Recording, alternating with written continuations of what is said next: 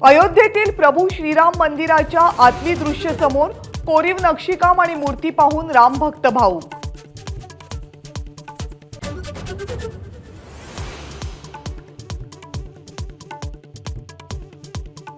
राम मंदिर बनलं याचा आनंद, पण भाजप मंदिरावरून राजकारण करतंय की व्यवसाय माहित नाही। शरद पवार यांचा हल्लाबोल।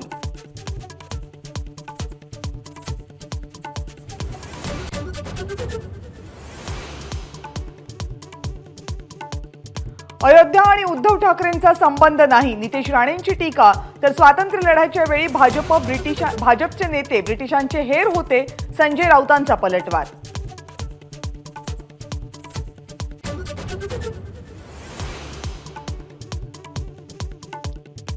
राम मंदिरासाठी सुरुवातीपासून सर्व पक्षांनी पाठिंबा दिला असता तर आज एकाच पक्षाला फायदा झाला नसता। विपचे राष्ट्रीय महामंत्री मिलिंद परांडे यांचं वक्तव्य। मंदिरासाठी 500 वर्षांचा वेळ लागणं ही शर्मेची बाब असल्याचं परखड मत।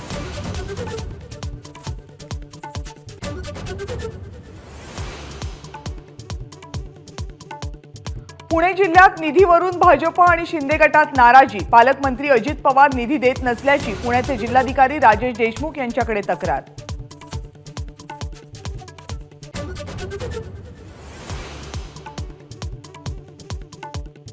आगामी लोकसभा निवडणुकीसाठी भाजपची विशेष रणनीती। देवेंद्र फडणवीस फेब्रुवारीपासून दररोज 3 सभा घेणार। 45 पेक्षा जास्त जागा जिंकण्याचा निर्धार।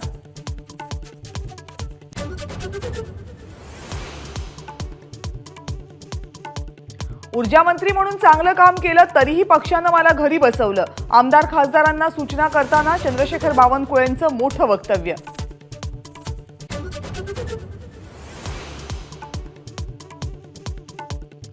अजितदादांच्या आव्हानाचं माझ्यावर दडपण नाही। शेतकऱ्यांचे प्रश्न सोडवण्यात अजितदादा अपयशी, अमोल कोल्हेंचं टीकास्त्र।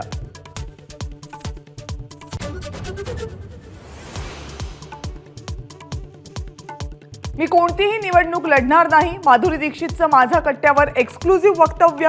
राजकारणाची आवड नाही, माधुरीनं केलं स्पष्ट।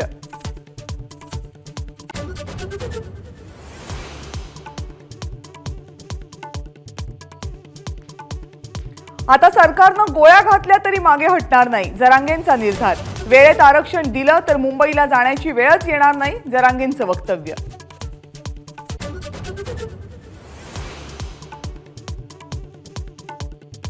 चौदा जानेवारीपासून राहुल गांधींची भारत न्याय यात्रा। 14 राज्यांमधील 85 जिल्ह्यांमधून जाणार यात्रा। मणिपूर ते मुंबई होणार यात्रा।